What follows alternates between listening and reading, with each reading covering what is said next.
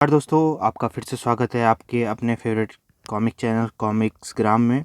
और आज हम पढ़ने वाले हैं राज कॉमिक्स की 5वीं कॉमिक्स, जो कि उनकी 5वीं प्रकाशित कॉमिक्स है सुस्त राम बने चुस्त राम। और ये इस कॉमिक्स का पहला भाग है। तो आपको इस भाग में आधी कॉमिक्स पढ़ने को मिलेगी और आधी कॉमिक्स में पार्ट 2 बनाऊंगा, उसमें सुनने को मिलेगी आपको आधी कॉमिक्स। तो पहले कॉमिक्स शुरू करने से पहले, जैसे कि हम हमेशा करते हैं, कॉमिक्स का कवर पेज देख लेंगे। तो कॉमिक्स का कवर पेज कुछ इस प्रकार से है और ये युद्ध हो रहा है कहीं, ठीक है। तो आपने ढंग से देख ही लिया होगा। तो चलिए कॉमिक्स शुरू करते हैं। सुस्त राम बने चुस्त राम। चंदन नगर में एक युवक अपनी बूढ़ी माँ के साथ रहता था।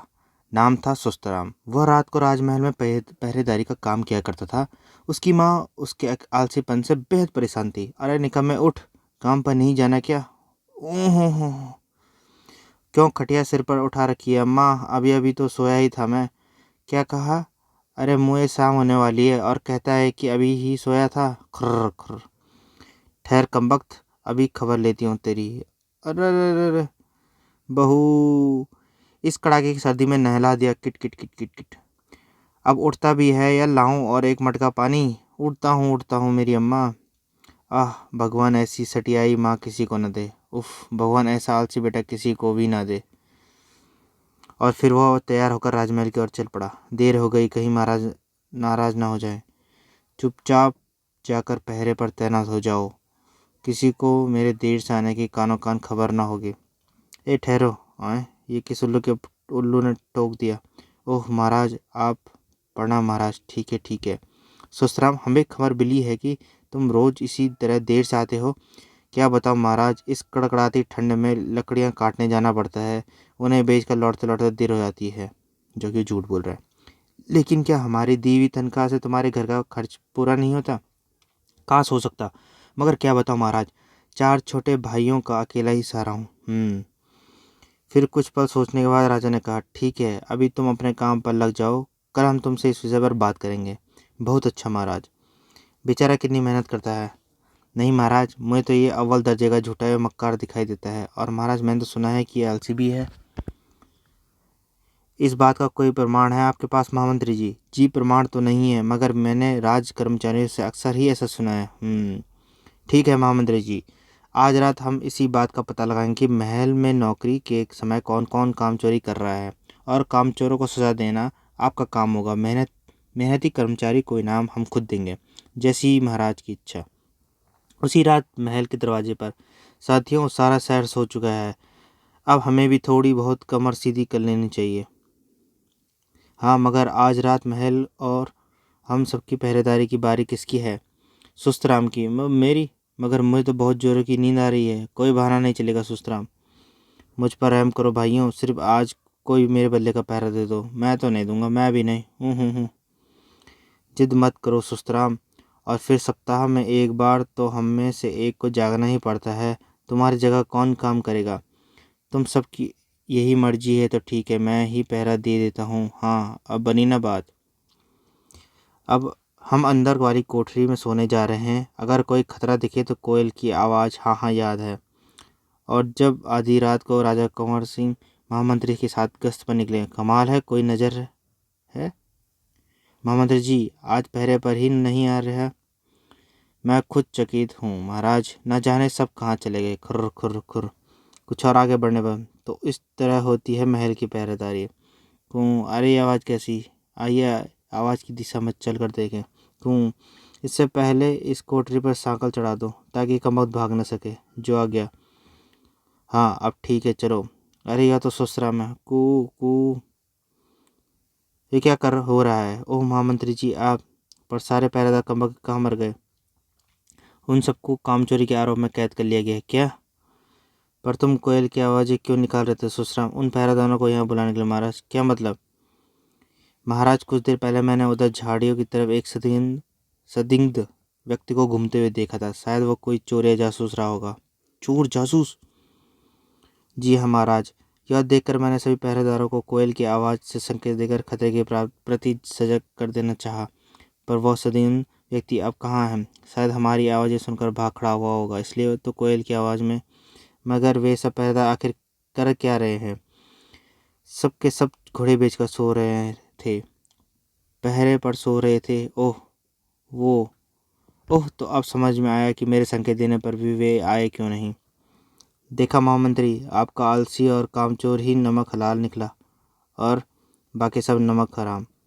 वाह रे प्रभु, आज तो बचा ली तूने एक सच्चे आलसी की डूबती नैया। हमारा आदेश है, उन सबको तुरंत ही नौकरी से बर्खास्त करके कारागृह में डाल दें। कल सुश्रम को हम खुद पुरस्कृत करेंगे, जो आज्ञा।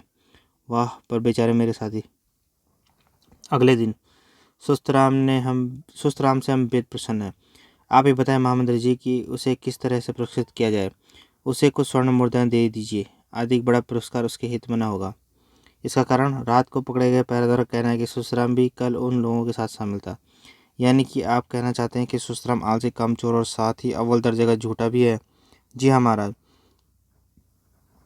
कल किस्मत से वो भले ही बच गया था, पर मुझे यकीन है कि वो भी पहरेदारों के साथ मिला हुआ है।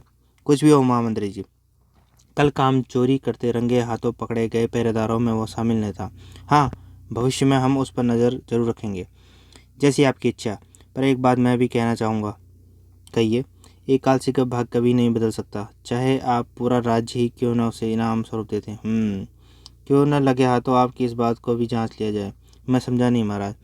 समय आने पर हम आपको खुलकर समझाएंगे।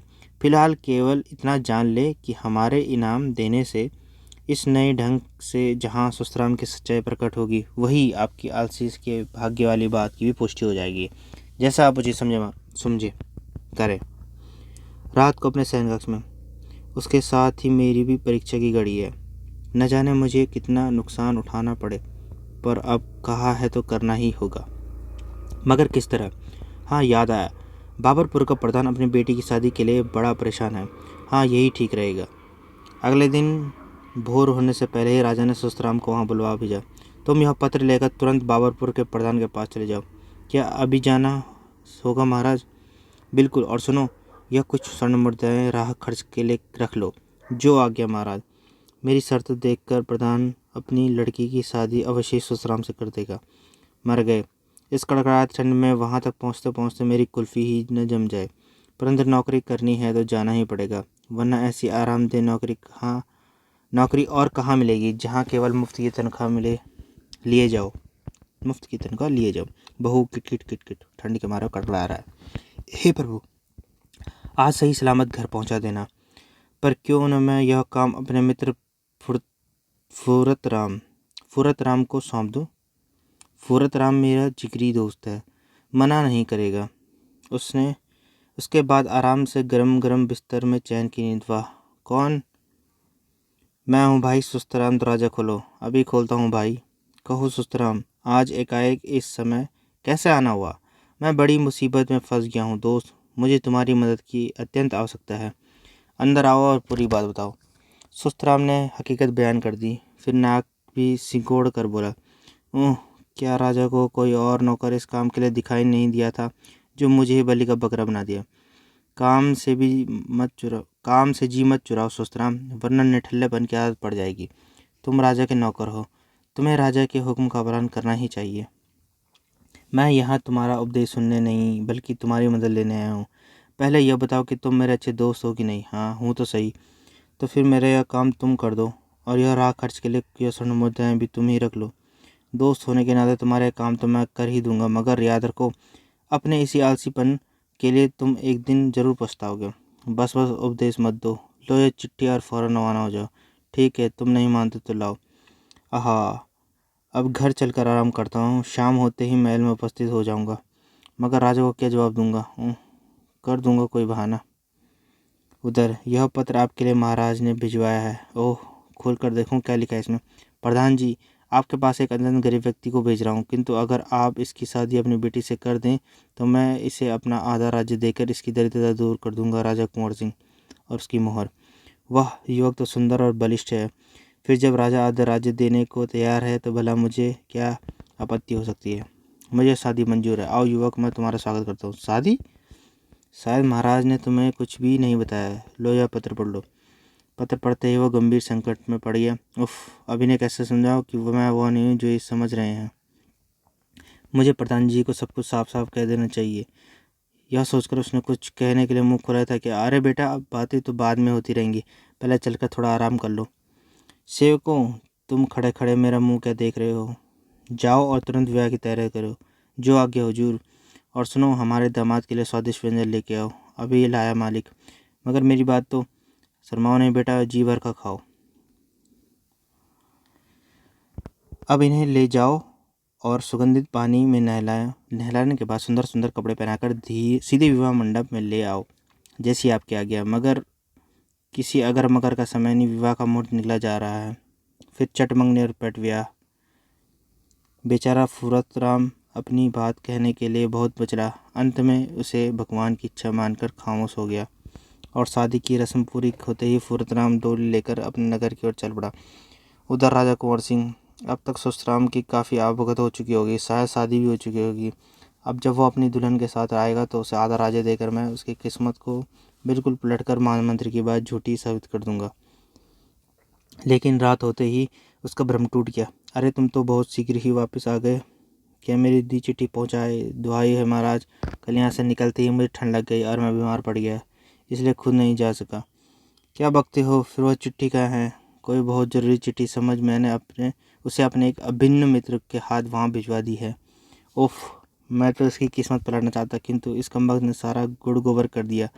अब तो लौटने पर उसे ही आधा राज्य देना होगा, वरना प्रधान के सामने मेरी क्या इज्जत रह जाएगी। और यहाँ पे मैं प्रथम भाग को समाप्त करता हूँ दोस्तों। इससे आगे की कहानी आपको द्वितीय भाग में सुनने को मिलेगी।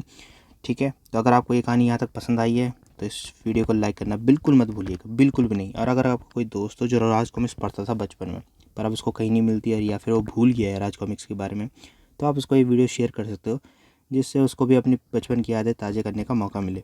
और अगर आपको ऐसी ही और कॉमिक्सें पढ़नी है या सुननी है मेरी आवाज़ में, तो आप इस चैनल को सब्सक्राइब कर सकते हो। तो आज के लिए इतना ही दोस्तों, चलता हूँ, बाय बाय।